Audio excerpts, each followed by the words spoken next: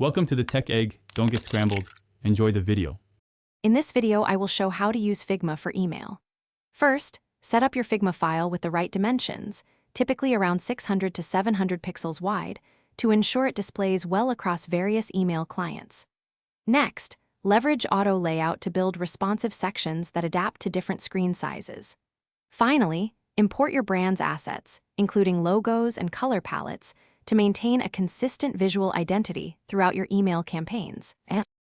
Now, let's dive into designing the core components of your email. Create distinct sections for your header, body content, and footer. Pay close attention to consistent spacing and padding between elements.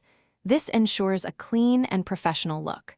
By using Figma's text and color styles, you can quickly apply and update your branding across the entire email, saving you valuable time and effort. Next, integrate interactive elements like clear call-to-action buttons and well-placed image placeholders.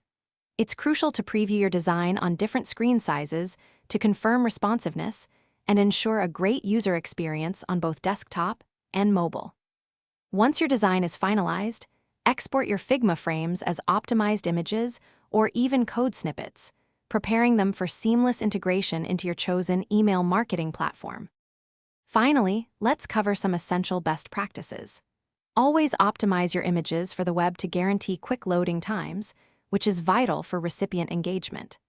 Thoroughly test your email across various email clients, like Gmail and Outlook, to confirm it renders correctly everywhere. Maintaining a clear hierarchy of information will also significantly improve readability and ensure your message is effectively conveyed to your audience.